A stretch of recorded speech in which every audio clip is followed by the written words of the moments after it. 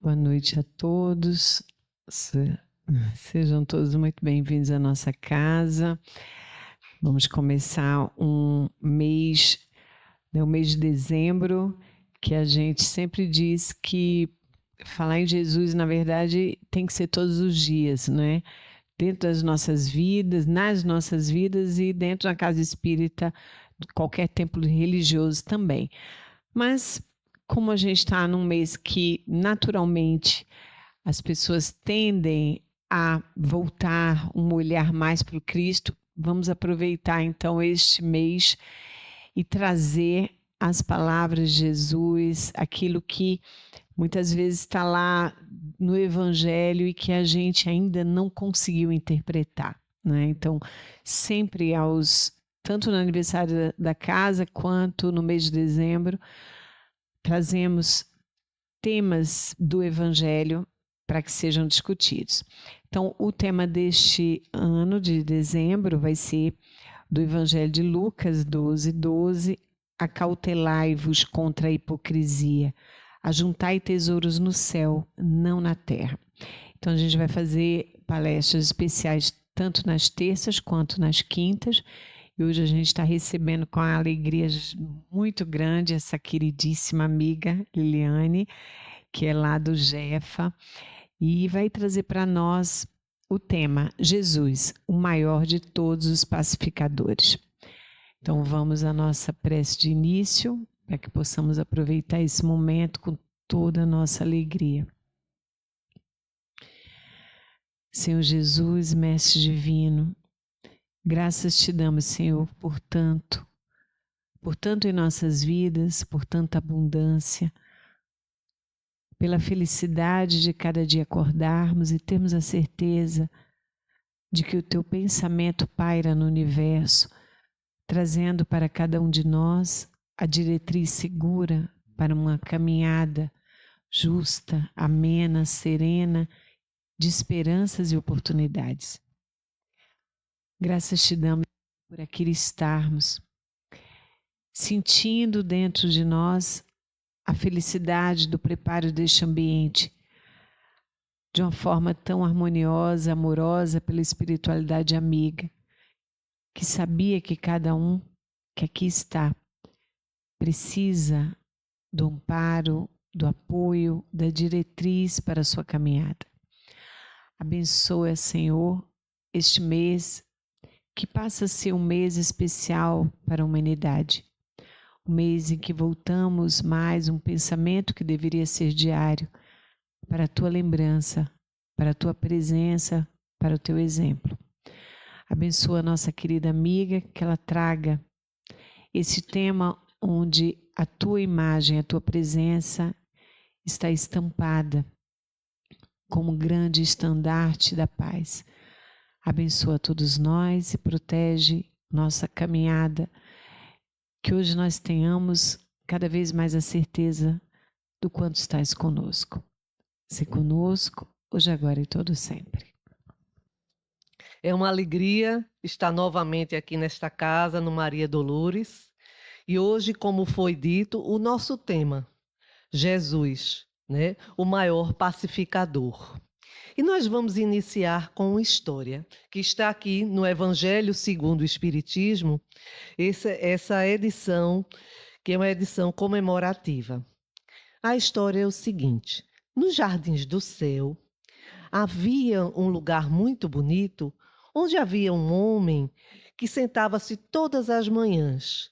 E ao seu redor, ali haviam almas desejosas de adquirir a virtude.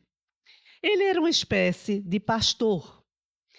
E ele todos os dias falavam lindas lições de amor, sobre a virtude, sobre o bem. E atrás dele era como se houvesse uma árvore muito iluminada. E que à medida que ele ia falando, iam surgindo frutos muito bonitos, muito viçosos, e que ele, quando terminava de falar, ele pegava cada fruto daquele e dava aquelas almas que ali estavam, desejosas de adquirir a virtude. E elas saboreavam, não é, aquela fruta cheia de amor, Mas havia uma delas que pegava aquela fruta, colocava na boca e sempre achava um pouco amargo, não conseguia comer aquele fruto.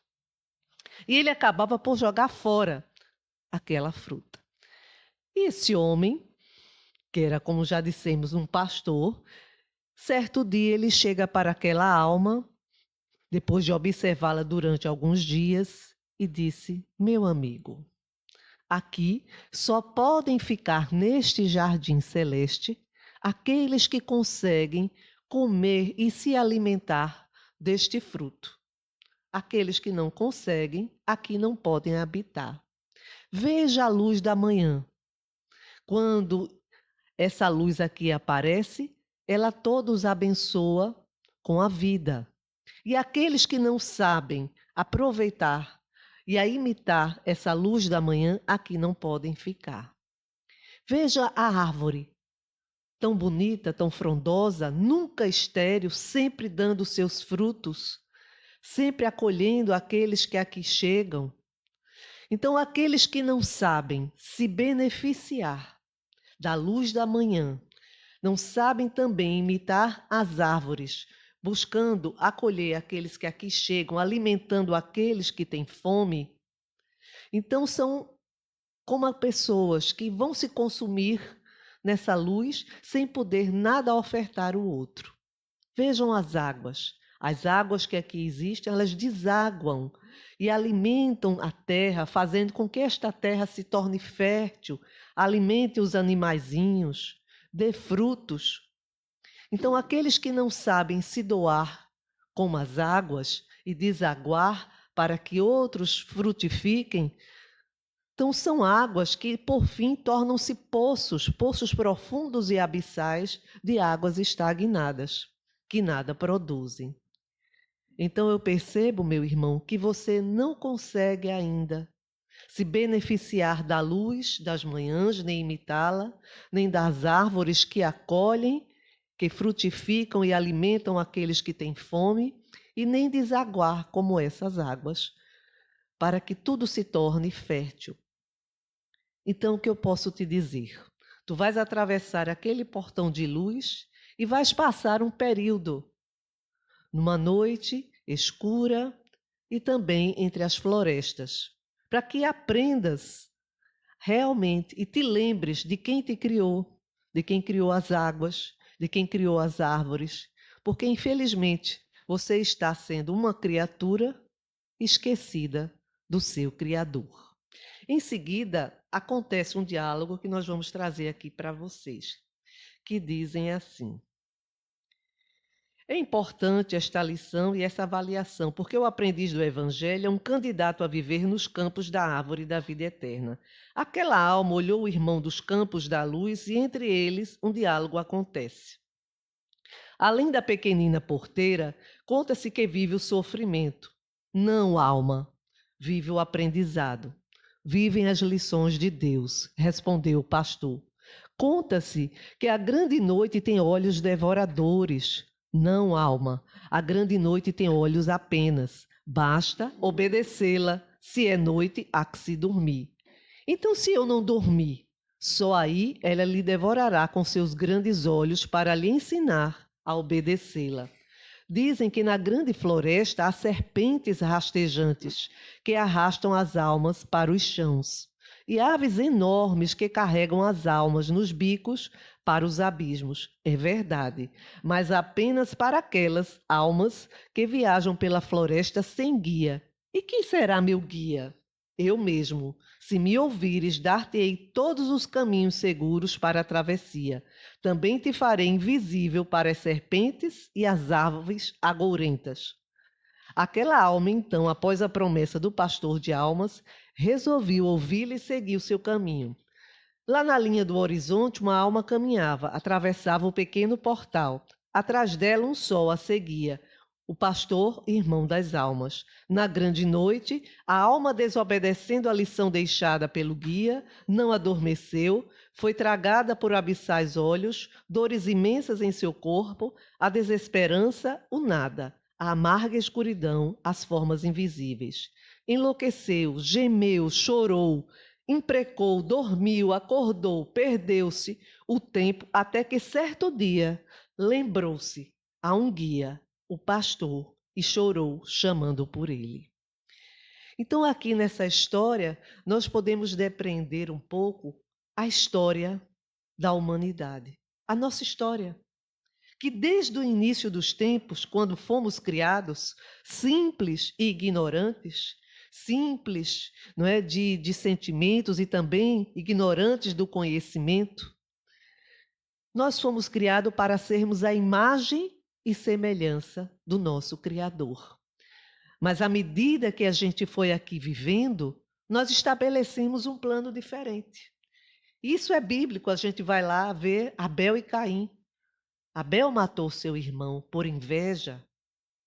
E nós fomos vendo que a partir daí a humanidade sempre esteve se debatendo uns com os outros. Ora por poder, ora por dinheiro, ora por vaidade, por orgulho. E a gente foi sempre vivendo esses enfrentamentos.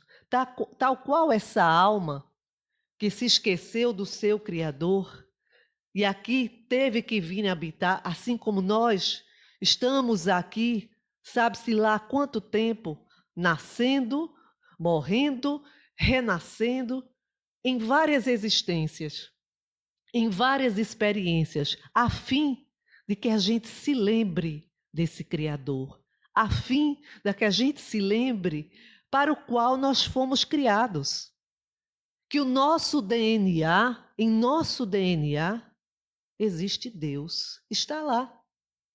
Não importa o que façamos, como diz uma música, raridade, o que a gente fez ou o que deixou de fazer, não mudou o início. Deus escolheu a cada uma de suas criaturas para aqui estar.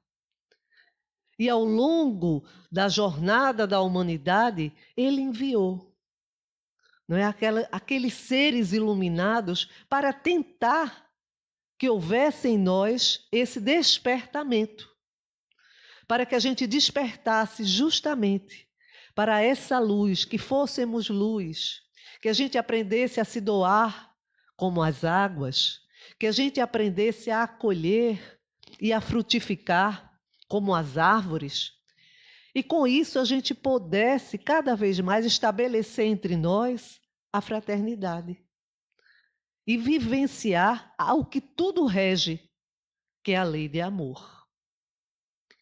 Mas a gente é teimosinho, não é? E a gente vai vendo isso até mesmo nos seus enviados. Há uma frase que diz, que está no livro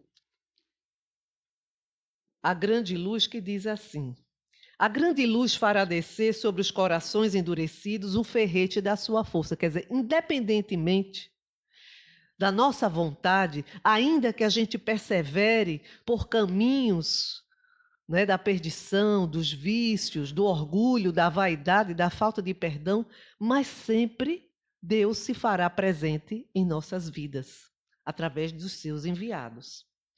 Mas o que fazer quando esses corações se comprazem no mal? Arrancá-los do lodo contra a vontade? Aí a resposta: não. O Salvador jamais entrará nos corações pela porta da interferência na liberdade de pensamento. Isso está no livro A Grande Espera, de Eurípides Barçanufo. E a gente sabe o quanto Deus nos respeita, o quanto Jesus nos respeitou quando Ele aqui esteve. Ele nunca forçou a nenhuma de suas criaturas a aceitá-lo, a amá-lo. Da mesma forma como Deus não impõe a nenhuma de suas criaturas esse amor, mas Ele nos educa, Ele nos mostra, Ele nos exorta, Ele nos convoca para que um dia a gente desperte e corresponda a esse amor e consiga finalmente estabelecer dentro de nós a paz. Porque até mesmo os seus enviados, como dissemos, Moisés, quando ele desce lá do Tabor, que recebeu ali do Monte Sinai o decálogo, e ele vê os adoradores do bezerro de ouro, ele perde a paciência. e começa a bater naquelas pessoas e começa a invocar maldições àquelas pessoas. Vimos depois uma outra situação quando Elias, aquele que passou uma vida inteira falando de misericórdia para as pessoas, mas quando um dia o rei Acabe tira os sacerdotes de Deus e coloca os seus sacerdotes de Baal, ele também perde a paciência e manda que mate a todos. Não só os mate, mas também sejam decapitados. Vamos ver também com o profeta Jonas, quando Deus estabelece a ele a missão de falar para aqueles que viviam mergulhados na lama, né, nos vícios, e ele diz que não vai. Mas depois, passando por algum sofrimento, ele volta atrás e vai até Nínive para pregar a palavra de Deus. Chegando lá, como aquelas pessoas ainda eram tão ignorantes, ainda tão ignorantes no sentido que elas estavam tão mergulhadas na vida da matéria, vivendo aquelas situações de satisfação, que ele, por fim, fica impaciente e resolve ir embora e decreta que aquela cidade ali seria destruída pelo Criador. E quando ele traz essa notícia para aquele povo e vai embora e fica lá albergado em cima de uma montanha, esperando a destruição daquela cidade, aquelas pessoas, ao saberem que poderiam a sua cidade, suas vidas serem destruídas, elas começam a mudar o seu comportamento, começam a mudar a sua maneira de viver. E com isso, Deus, na sua infinita bondade e misericórdia, se compadece daquele povo, porque compreende que muitos erram, muitos ainda escolhem a porta larga por ignorância, e os perdoa, e permite que eles continuem na sua jornada. Jonas, ao saber disso, fica aborrecido e vai embora. Vimos também o profeta Jeremias, que por tanto tempo convocou, né, os judeus, os hebreus, a voltar ao caminho do bem, que eles andavam perdidos, andavam afastados de Deus. Mas depois de 23 anos laborando com aquele povo ali ainda tão teimoso, ele diz que eles seriam novamente escravizados na Babilônia por Nabucodonosor. E assim acontece. Por 70 anos, novamente, aquele povo foi escravizado. Então a gente vê que até mesmo esses emissários que vieram para trazer a palavra de Deus, que vieram para trazer esperança, que vieram para trazer a paz, até eles em algum momento se impacientaram e não conseguiram levar, não é, a sua missão realmente a termo, sem perder essa paz, sem perder esse comportamento que eles deveriam ter de misericórdia. Aí o que acontece? Lá na frente, quem vem ao mundo? Aquele que nós já conhecemos e tanto amamos, Jesus, que não veio de nenhuma forma em berço esplêndido, nem num castelo dourado, nem com pais que possuíam riqueza ou influência na sua comunidade. Muito pelo contrário, nasce numa cidade considerada inexpressiva, numa pequena aldeia chamada Nazaré. Ali ele vem, filho de um carpinteiro, de uma mãe, uma dona de casa, que quando eles estão a caminho do recenseamento, Maria sente ali as dores, não tem nenhuma estalagem para se abrigar, então eles ficam ali próximo a um local como se fosse aqui um curral, onde estavam ali os animais, e ali mesmo ela dá a luz.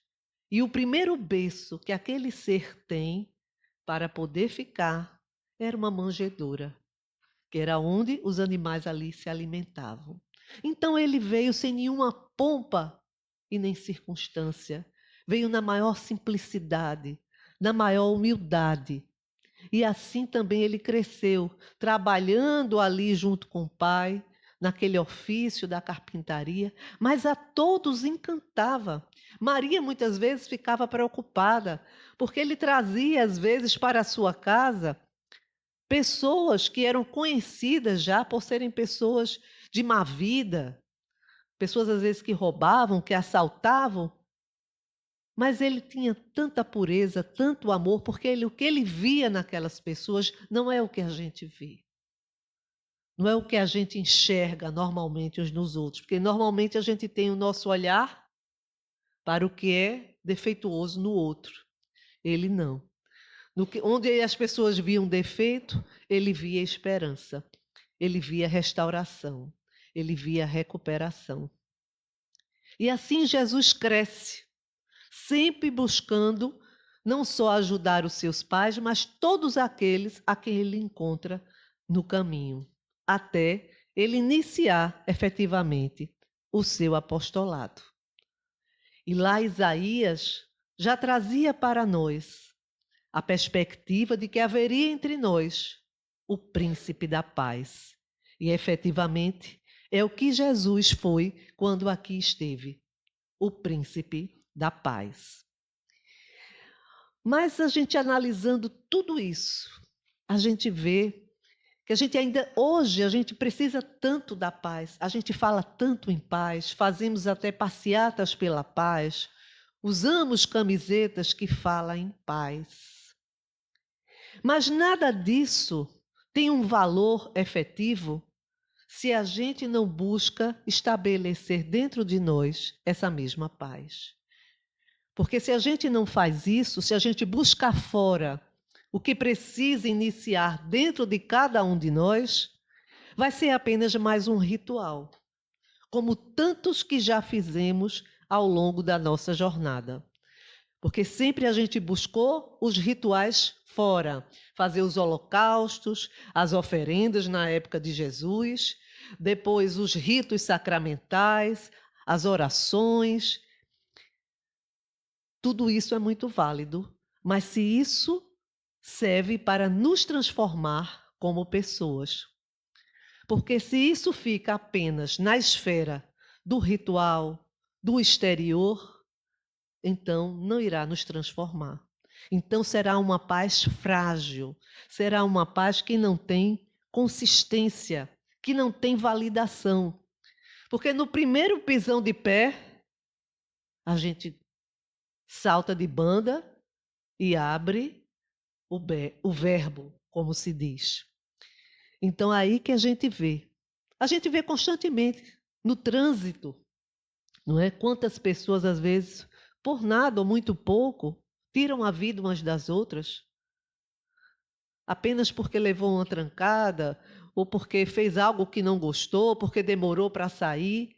Então, hoje, a gente vive um momento em que tudo isso está muito efervescente, em que a gente abre o noticiário, são as notícias mais terríveis.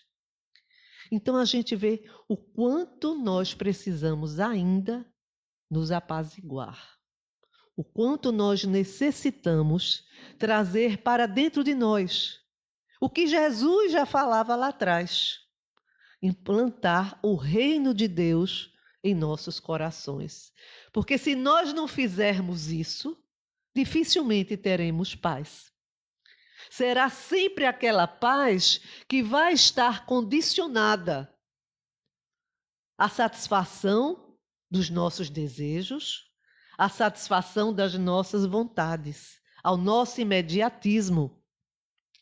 Porque a gente vê o quanto nós fomos assim profícuos, né, nessa semeadura da desobediência, do orgulho, da vaidade, da falta de perdão, da falta de amor, da violência, das guerras, do imediatismo, dessa vida hedonista que está sempre buscando o prazer pelo prazer. Então, como ter paz? Se a gente está buscando isso da forma errada. Então, a gente não pode esperar um resultado diferente se a gente está sempre com um comportamento equivocado. se a gente está indo sempre por esse caminho, como a gente vai obter um resultado diferente, de pacificação, de paz interior, de estabelecer esse reino de Deus em nossos corações. Nós vamos ver no livro Jesus no Lar, quando Jesus conversava na casa de Benjamim e Sara, eles eram criadores de cabra, e ali ela estava ouvindo toda aquela conversa de Jesus sobre o amor, sobre o perdão, sobre a paz, e ela se aproxima e vai conversar com Jesus e diz assim: Senhor, confesso que tenho grande dificuldade em tudo isso que o Senhor está falando. De perdoar aquele que me ofende, daqueles que querem tomar o que é meu. Tenho muita dificuldade quanto a isso. Escuto tudo isso e sei que o que o Senhor diz realmente é verdade, mas tenho dificuldade de praticar tudo o que o Senhor me fala. E ele diz: Sara, qual o negócio de tua casa? Ela diz: Ah, Senhor, nós criamos cabras, tiramos o leite e colocamos nos recipientes. Ela disse: antes de colocar esse leite nos recipientes, o que tu fazes? Nós limpamos bem para que não fique nenhum resíduo. Porque se colocarmos o leite nesses recipientes e tiver algum resíduo, vai azedar. Disse: muito bem, Sara. Da mesma forma, para que implantes o reino de Deus em teu coração, para que tenhas a paz a qual eu trago, é necessário que limpe o teu coração de toda a mágoa, de todo ressentimento, de todo orgulho, de toda vaidade. Porque pensas bem, uma gota de orvalho, quando ela cai, se for numa flor, parece um diamante caído do céu. Mas se essa mesma gota de orvalho cai na terra, se torna lama. Então, da mesma forma, Sara, tudo isso que eu trago para ti e para todos que me ouvem, se não buscam limpar o seu coração, então essas verdades que vêm como puras e cristalinas, ao se misturar o orgulho, a vaidade e tantos outros sentimentos que ainda trazemos, ela vai se tornar lama e não vai fazer o efeito desejado. Então veja como Jesus sempre trazia para nós essas lições. Um momento muito lindo é quando também ele fica ali sentado, esperando aquela mulher que vem pegar água no poço. Uma mulher atormentada, uma mulher que era discriminada, porque nós sabemos que naquela época as mulheres não tinham nenhuma voz, nem mesmo podiam ser abordadas na rua para um bom dia, nem mesmo se estivessem acompanhadas. Era o costume da época. As mulheres foram sendo paulatinamente colocadas de lado. E nessa época era assim. E ela, porque já tinha tido marido e depois teve outros, então ela era aquela pessoa discriminada por todos. Tanto é que ela só ia pegar água no poço ao meio-dia, quando não tinha ninguém, que era a hora mais quente. E Jesus lá estava, sentado. E chega aquela mulher. E ele se dirige a ela, para a surpresa dela. Dai-me de beber. E ela olha para ele. O senhor está falando comigo? Sim. Dai-me de beber. Mas, por acaso não conhece os costumes da nossa época, que não se pode se dirigir às mulheres? Ele não se abala com nada daquilo. Dai-me de beber. E ela fica cada vez ali mais surpresa e mais sem entender o propósito daquele homem que a abordava de uma forma tão desassombrada, tão diferentemente dos outros. E ela fica ali, vai pegar a água. Ela diz: se me escutas, nunca mais terás sede. Nunca mais terás sede. Ela diz: como assim? Nunca mais terei sede? É, porque a água que eu te oferto é uma água diferente, que nunca mais terás sede. E ele vai conversando com aquela mulher até que ele diz: vai buscar teu marido? E ela fica completamente constrangida, porque ela não tinha marido. Assim, eu não tenho marido. Ele disse, eu sei, já tivesse 5. E hoje não tens nenhum. Ela disse, é verdade. Como tu sabes disso? Ele disse, porque eu sou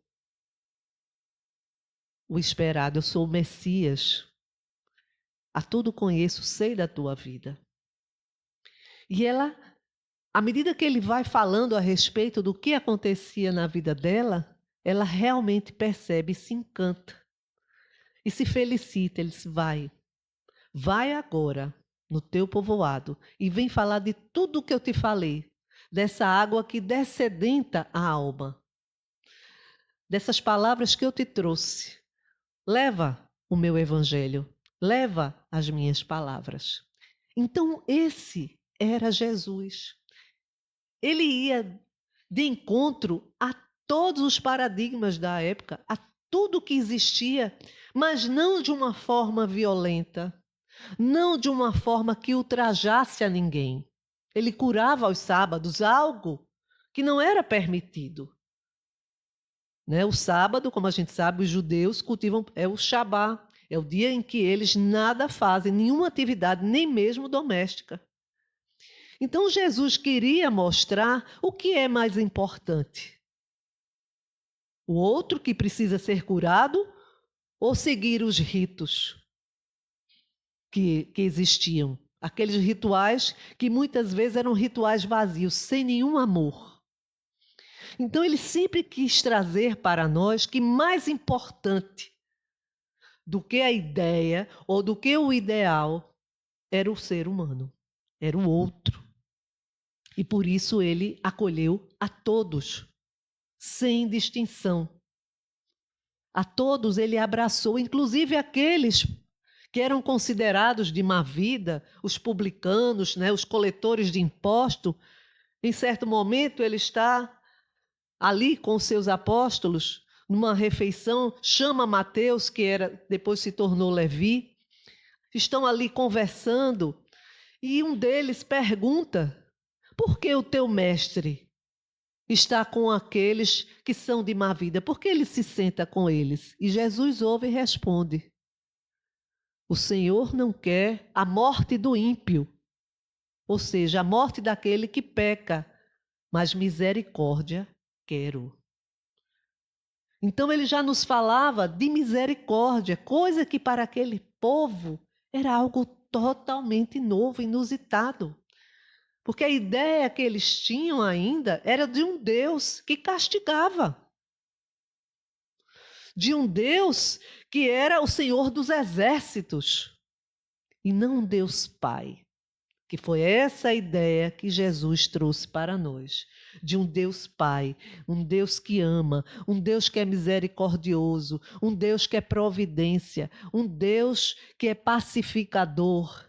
E como Jesus mesmo disse, ele não quer a morte daquele que erra, mas ele quer misericórdia para aqueles que erram, porque ele sabe que muitos daqueles que ainda estão equivocados, pecando, que pecar significa desviar-se do alvo, que ainda se desviam do alvo, do amor, do bem, muitas vezes é por ignorância.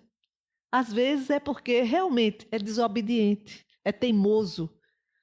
Mas em algum momento, até aquele que é mais difícil, mais recalcitrante no erro, ele vai sim. Seja, se não for pelo amor, provavelmente será pela dor. Ele irá voltar ao caminho do bem e vai atravessar essa porta estreita de volta a esse jardim celeste ao qual nos referimos no início da nossa historinha. Então nós perguntamos assim, qual é a paz do mundo? Qual é a paz que o mundo nos oferece? É justamente essa paz que é transitória, essa paz dos interesses, essa paz que a gente quer que não exista conflito, onde os nossos interesses eles não sejam contrariados, onde tudo saia de acordo com o que a gente pensou e planejou. Então, muitas vezes a gente diz assim, eu estou em paz. Mas basta o primeiro contratempo Basta o primeiro aborrecimento para aquela dita paz ir por terra. Então eu pergunto a vocês: isso é paz? A paz que Jesus nos falou? E nós vamos ver em João, capítulo 14, versículo 27, quando ele diz assim: deixo-vos a paz. A minha paz vos dou. Não vos la dou como dá o mundo. Não se turbe o vosso coração, nem se atemorize. Então, ele aqui deixa muito claro que ele não poderia dar para nós essa paz do mundo, essa paz transitória, que a tudo se abala, que a qualquer contenda ela cai por terra. Há uma história bem interessante que Divaldo nos contava que aconteceu com ele. Diz que ele estava no aeroporto logo cedo, né, para viajar, para fazer uma de suas palestras. Então, de repente, ele está assim, ele que muito feliz, muito contente, porque era a maneira dele ser, estava feliz porque estava vivo, porque ia fazer o seu trabalho. E tinha um homem que estava ali mais adiante e que começou a olhar para ele com a cara muito feia, muito aborrecido. E Divaldo rindo, olhando para ele, e ele cada vez mais, até que ele lá de longe perguntou o que é. E Divaldo fez que não viu. E ele veio se aproximando para falar com Divaldo. Aí Divaldo teve uma ideia. Quando o homem se aproximou, o que é que o senhor tanto me olha? Disse eu? Sim. Disse, não sei, eu sou cego. Aí ele disse, me perdoe, para mim eu tive a impressão que o senhor estava me encarando e eu queria saber o motivo. Ele disse, não, é porque eu fico olhando assim.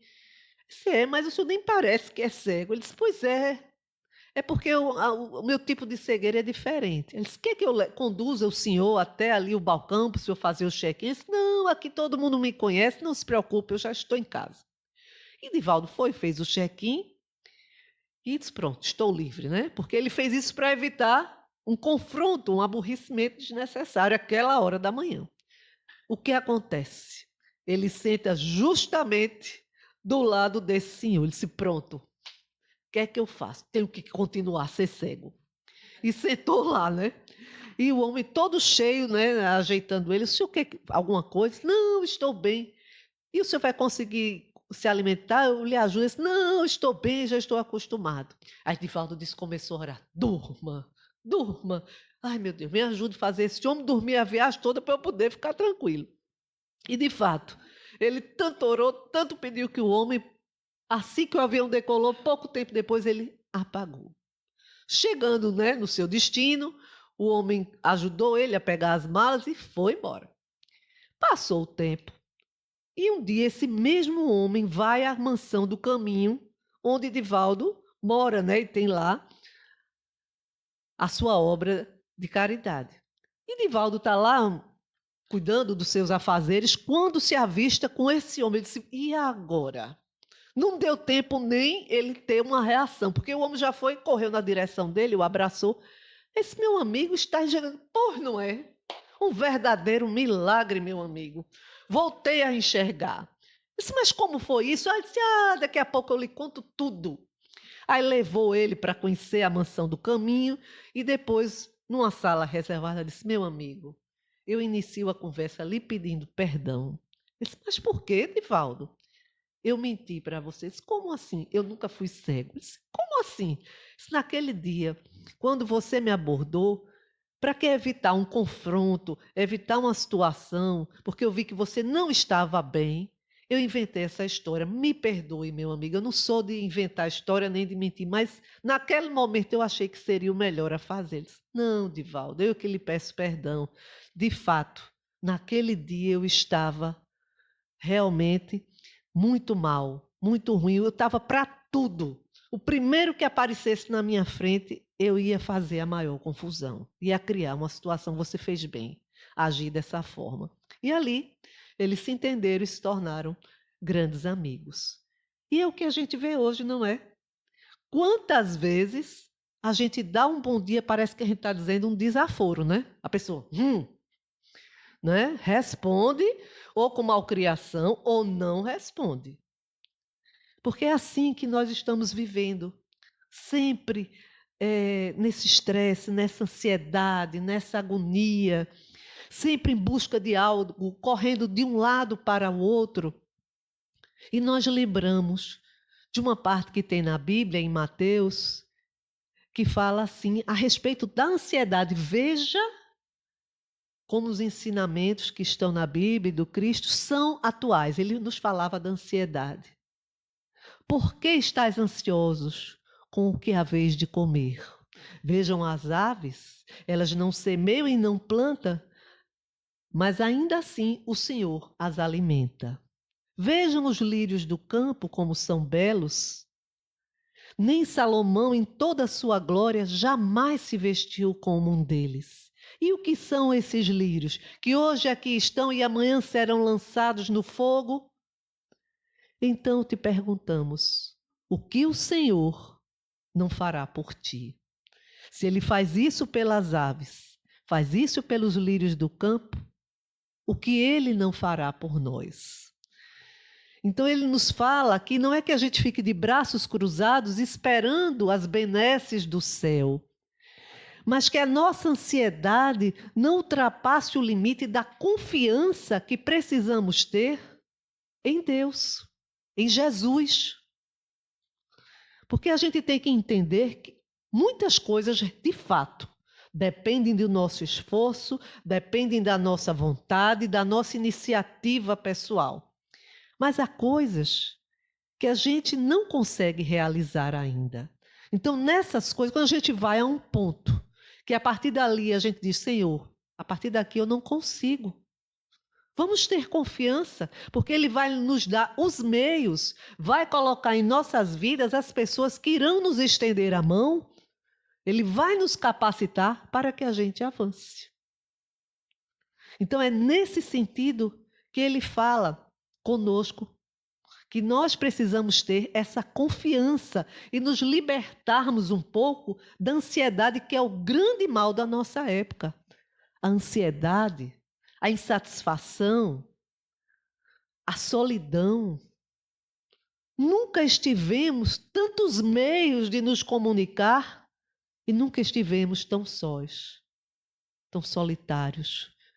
Quantas vezes vemos pessoas em restaurantes, famílias, casais, conversando pelo Zap. Não se olham nos olhos, não se falam. Então a gente está vivendo um momento sui generis, em que nós estamos desaprendendo a sermos o que nós nascemos para ser, seres humanos, que se olham, que conversam, não é? Que realmente se confraternizam. Então é necessário que a gente comece a ter uma mudança de postura. E por isso, cada vez mais as pessoas estão aí. Tristes, solitárias, agressivas, estressadas, porque está faltando amor. Está faltando acolhimento. Está faltando mansuetude. E é isso que Jesus, no Sermão do Monte, ele nos falava e deixou para nós. Nesse Sermão do Monte, 3 formas de paz muito importantes para nós. Quando ele diz, bem-aventurados os mansos, porque herdarão a terra. Então, quando ele fala em manso, às vezes nos vem a ideia daquele que é bobo, daquele que é tolo, daquela pessoa sem personalidade, que não tem uma opinião. Não. A mansuetude nada tem a ver com indiferença, com omissão ou com falta de assertividade. Muito pelo contrário. Só os mansos, efetivamente, é que têm essa assertividade, é que não são indiferentes, é que não são omissos. Então é dessa mansuetude que o Senhor nos falava, porque Jesus era manso e em nenhum momento ele se omitiu, ele foi indiferente.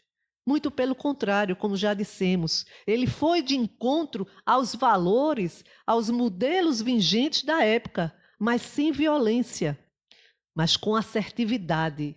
Ele não se dobrava não é? Às conveniências, ao sabor das opiniões. Ele sabia porque estava aqui, ele sabia quem era e sabia o que tinha a fazer. E é isso que nós precisamos descobrir. Novamente, estabelecermos esse laço com o Criador e entender que nós somos seus filhos, seus herdeiros, temos o seu DNA de amor dentro de nós. E é necessário que a gente se aproprie desse DNA, dessa herança que ele nos outorgou. E a gente volte a ser, de fato, seres humanos, a sermos fraternos, para que a gente possa estabelecer a paz. Ele também nos falava: bem-aventurados os pacificadores, porque serão chamados filhos de Deus. Então, quando ele fala que pacificadores, não são aqueles, como já dissemos, que não têm opinião, que uma hora vai para um lado, que uma hora vai para o outro, ou que atendem interesses de A ou de B. Mas ele fala daqueles que não busca o extremismo, que não busca as polarizações, mas que busca o entendimento. Porque a gente sabe que os conflitos existem e haverão de existir ainda por muito tempo. Mas nós temos como lidar com esses conflitos, com essas diferenças de opiniões, de uma forma pacífica, através do diálogo, do bom senso, do nosso senso de responsabilidade uns para com os outros, não mirando apenas o que é bom para mim, mas o que é bom também para o outro e para a coletividade de um modo geral. Temos uma história de Francisco de Assis, em que ele valorizava muito, na sua maneira de viver, os jejuns. E ele já vinha, já há um bom tempo, ele e aqueles que o acompanhavam, num jejum muito forte. E certa noite, ele ouviu que um daqueles frades que o acompanhavam chorava, mas chorava de soluçar. E ele se dirige a ele: por que está chorando, meu irmão? O que te acontece? Ele disse: Francisco, não aguento mais esse negócio de jejum, não. Eu quero comer um franguinho. Estou doido para comer um franguinho, não aguento mais esse negócio de jejum. Ele disse: se acalme, meu irmão, a gente vai resolver. E ele vai, pega um daqueles franguinhos que eles criavam, matou, temperou, cozinhou tudo, né? No sabor. Disse: ó, aqui, meu irmão, venha comer o franguinho. E ele ficou ainda assim constrangido, né? Porque todos os outros, e só ele não aguentar. Aí Francisco, entendendo o conflito que havia, né, naquela alma, disse: também vou comer. Sentou-se junto daquele padre, daquele frade, e juntos comeram o franguinho. Então veja só, aquilo que dissemos inicialmente. Francisco de Assis valorizou o quê? O outro ser humano, e não a ideia do ritual, porque ele entendeu a necessidade daquele irmão. E sentou-se, fez mais, quebrou o seu jejum, que ele poderia ficar. Mas ele entendeu que se ele não fizesse isso, aquele irmão ia se sentir profundamente constrangido. E não era isso que ele desejava. Então, isso é ser pacificador. É quando a gente entende que, apesar que o outro tem uma ideia, uma postura diferente da nossa, a gente senta com ele, conversa e tenta chegar a um termo que seja bom para ambos. Bem-aventurados os misericordiosos, porque alcançarão a misericórdia. E a gente sabe, com a misericórdia que a gente tem para com o outro, é essa mesma misericórdia que nós iremos receber. Porque é tão fácil, não é? Às vezes a gente ser impiedoso, não é, com o outro, mas no instante que a gente que a gente cai, como é bom alguém que nos olha com misericórdia, com acolhimento, que ao invés de dizer você é isso ou você é aquilo, simplesmente diz: vem, vem meu irmão, eu estou aqui, eu te abraço, eu te acolho, Isso não é ser conivente com o erro, mas isso é ter amor. Não o amor ao qual a gente está acostumado, o amor entre homem e mulher, o amor entre amigos, mas é o amor ágape. É um amor que está acima de tudo. É o amor que Jesus tinha por nós, que Ele tem por nós, que Deus tem por nós. Ele ama as suas criaturas, independente de quem sejam e do que façam. Então, isso é exercer essa misericórdia. E nós precisamos, acima de tudo, exercer essa misericórdia. Por quê? Porque muito necessitamos da misericórdia de Deus para conosco. Bem-aventurados os perseguidos por causa da justiça, porque dele é o reino dos céus. A gente sabe quantos não foram perseguidos e quantos ainda hoje não são. Quando querem fazer o que é certo, quando querem andar dentro da honestidade, quando praticam o bem, quando têm esse senso de empatia, de justiça para com seus irmãos. Muitas vezes é apontado, é ridicularizado, é perseguido mesmo, e a gente vê que os cristãos hoje, de alguma forma, são perseguidos.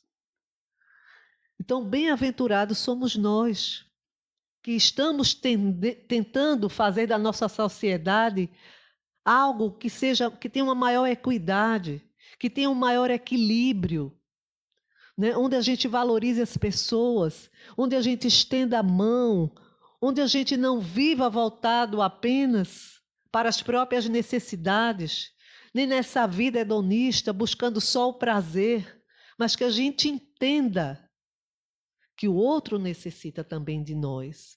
Que não sejamos feita aquela árvore que não frutifica, como a figueira seca, galhos secos, tronco oco. Por quê? Porque ela não frutifica. E nós, mais do que nunca, somos chamados a trabalhar na vinha do Senhor. A sermos seres que frutificam, que acolhem, que amparam. A vivenciar tudo isso que Jesus trouxe para nós. A mansuetude, a misericórdia, a pacificação. E não nos iludamos, a gente só pode ter paz se a gente estiver inserido dentro daquela lei que Kardec nos fala. A lei de amor, justiça e caridade. A paz só é possível se a gente exercitar o amor, se a gente praticar a justiça e se a gente praticar a caridade em todo o seu amplo aspecto, não apenas material, mas também no aspecto moral e espiritual, que às vezes é o que nós mais necessitamos. É justamente essa caridade moral tão em falta em nossos dias, porque é fácil às vezes dar um pão, dar uma esmola, dar um cobertor a quem tem frio, mas parar, ouvir aquele que precisa falar, ter paciência com aquele filho, marido, parente, amigo difícil.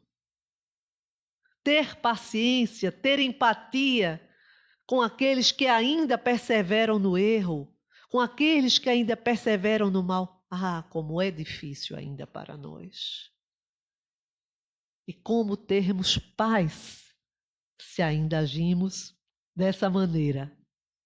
E nós nos lembramos, sabe quem tinha uma maneira muito bonita de nos convocar, de nos exortar a praticarmos tudo isso, a fim de que a gente conseguisse a paz? Francisco de Assis. Senhor, fazei-me instrumento da vossa paz. Onde houver ódio, que eu leve o amor. Onde houver o conflito, que eu leve a discórdia. Onde houver erro, que eu leve a verdade. Onde houver tristeza, que eu leve a alegria. Onde houver trevas, que eu leve a luz. Onde houver sofrimento, que eu leve a alegria. Ó Senhor, que eu possa consolar mais que ser consolado, compreender mais que ser compreendido, amar mais que ser amado, para que eu possa renascer para a vida do Espírito, para que eu possa aprender a me doar, a amar, a praticar a caridade, a justiça para com os meus irmãos. Então aí está uma receita linda, se é que podemos dizer dessa forma. Essa exortação, além de tudo aquilo que Jesus trouxe para nós. E lembrando, por isso que ele dizia que ele não poderia nos dar a paz do mundo. A única paz que ele pode nos dar é justamente essa. Não é a ausência de conflito, não é a ausência de sofrimento, não é a ausência da dor, não é o enfrentamento com os nossos desertos íntimos. Não é essa paz, porque como ele dizia, eu não vim trazer a paz, mas a espada. Mas justamente porque ele sabia que os seus ensinamentos jamais seriam praticados pelo amor. As pessoas ainda iriam brigar muito e em seu nome iriam matar, como a gente ainda vê hoje em dia. Mas a essa paz que ele fala, que não se abala, aconteça o que acontecer fora, eu dentro estou em paz. Mas eu só estarei com essa paz íntima e intransferível pelo meu esforço pessoal. Por essa minha vivência dentro do que Jesus trouxe para nós, em amor, em verdade. E nós lembramos um episódio, nossa hora já está chegando, quando ele estava naqueles momentos finais da sua Via Crucis, e quando Pôncio Pilatos conversa com ele e diz assim: tu és rei? Tu não és rei? E ele se vira para Pôncio Pilatos e diz: tu o dizes. Eu vim para dar testemunho da verdade. E foi o que ele fez. Ele deu testemunho da verdade através das suas ações, do seu comportamento, das suas palavras, mas principalmente da sua exemplificação. E nesse momento, nós podemos nos questionar: não poderia Jesus, naquele momento, dizer sim, eu sou o rei? E naquele momento, um único pensamento traria todas as hostes de anjos e arcanjos estariam aos seus pés, se ele assim o desejasse. Mas ele resolveu atender tudo o que Deus tinha traçado para a vinda dele aqui ao mundo. Ele foi obediente à autoridade humana, mas não por conta da autoridade humana em si, mas porque ele era obediente a Deus, aos planos que Deus tinha para a sua vida. O porquê dele estar aqui entre nós não era um mero acaso. Ele veio com a finalidade de nos trazer a certeza de que a nossa vida continua, de que nós somos espíritos imortais e que aqui habitamos por um período transitório. E muitas vezes nós gostamos de ver Jesus crucificado, mas não. Jesus ali, ele retorna, ele tem a ressurreição para a sua vida espiritual. E aquela cruz que ali estava é o marco da sua existência, dele que aqui esteve. E é o marco do início do seu evangelho que irá ser disseminado pelo mundo. E não como às vezes a gente gosta de ver, um Jesus crucificado e coitadinho, não. Ele ali edifica a base do seu evangelho e da sua luz. E para encerrar, nós vamos trazer aqui uma mensagem que, na verdade, é uma oração de Natal que Chico Xavier fez há algum tempo, que diz assim: Rei divino, na palha singela, porque te fizeste criança diante dos homens, quando podia ofuscá-los com a grandeza de teu reino, soberano da eternidade, porque estendeste os braços pequerruchos e ternos aos pastores humildes, mendigando-lhes proteção. Quando o próprio firmamento te saudava, com estrela sublime, emoldurando melodias celestes. Certamente vinhas ao encontro de nosso coração para libertá-lo. Procurai-vos o asilo de nossa alma para convertê-lo em harpa nas tuas mãos. Preferias esmolar segurança e carinho para em que te amando de algum modo na manjedoura esquecida, aprendêssemos a amar-nos uns aos outros. Tornavas-te pequenino para que a sombra do orgulho se desfizesse em torno de nossos passos e pedias compaixão, porque não nos buscai-vos por adornos do teu carro de triunfo, como vassalos de tua glória, mas sim por amigos espontâneos de tua causa e por tutelados de tua bênção. E modificastes os destinos das nações, colocaste o trabalhador digno onde a escuridão gerava miséria. Acendeste a claridade do perdão, onde a noite do ódio assegurava o império do crime. E ensinaste-nos a servir e a morrer, para que a vida se tornasse mais bela. É por isso que, ajoelhados em espírito, recordando o teu berço pobre, ofertamos o coração. Arranca, Senhor, da grade do nosso peito enferrujado de egoísmo e que faz chorar de alegria nos deslumbramentos de tua luz. Conduze-nos ainda aos tesouros da humildade, para que o poder sem amor não nos enlouqueça a inteligência e deixa-nos entoar o cântico dos pastores, quando repetiam em prantos jubilosos: glória a Deus nas alturas e paz na terra aos homens amados e aos homens de boa vontade. E aqui eu deixo um questionamento que Jesus fez a Simão Pedro. Pedro, tu me amas? E ele repete: Pedro, tu me amas? Pedro, tu me amas? E eu pergunto a vocês: amam a Jesus? Amam a Deus? Então apacentemos suas ovelhas e apacentemos os nossos corações. Muita paz a todos.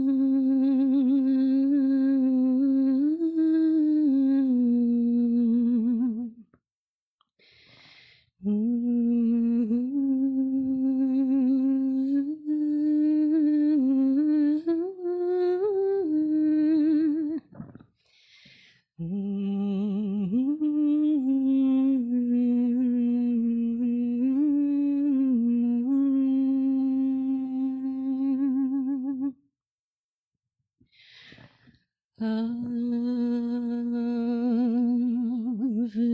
Maria.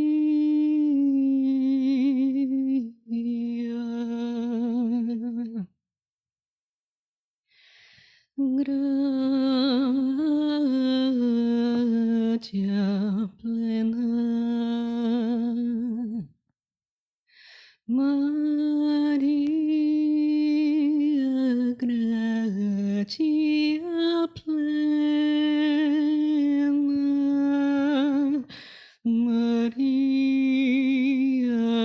gratia plena. Ave, Ave Dominus, Dominus tecum, benedicta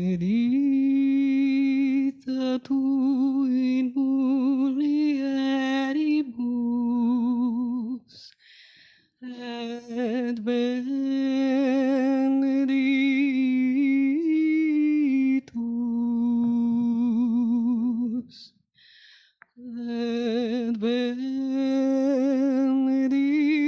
fructus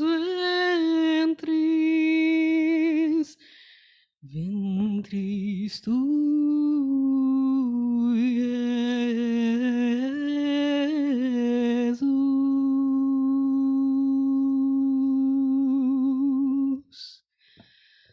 Ave Maria.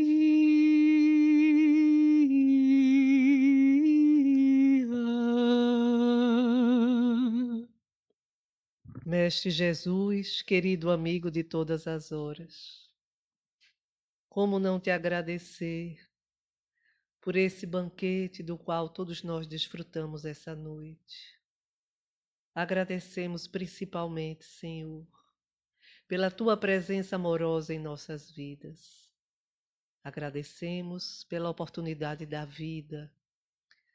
Muitas vezes gostamos de dizer que estamos num vale de lágrimas, mas nos esquecemos que, na realidade, estamos num vale de oportunidades, onde o teu amor está em cada coisa, em cada canto, onde a tua voz maviosa se faz presente àqueles que têm ouvidos de ouvir, e a tua presença se faz para aqueles que têm olhos de ver.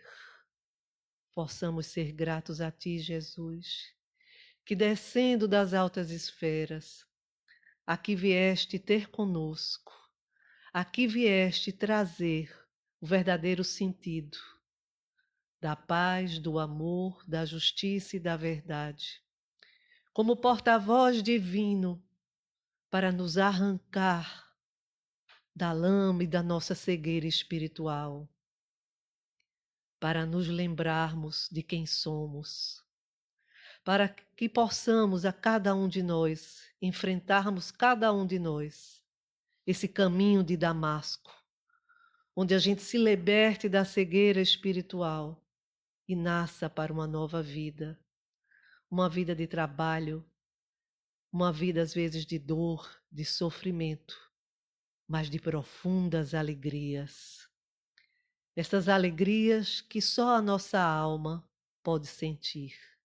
E tu, Senhor, o divino jardineiro, trabalha em silêncio em nossos pensamentos, que possamos ouvir a tua voz em nossos corações e que possamos ser esses portadores da paz da qual tu trouxeste para nós, que possamos trazer a cada passo nosso esse sentimento de fraternidade, esse sentimento de amor, de entendimento, porque não vamos nunca nos esquecer, nós precisamos uns dos outros, nós necessitamos nos ajudarmos, e por mais que às vezes nos achemos autossuficientes, é no outro que encontramos a força e o amor necessário para viver.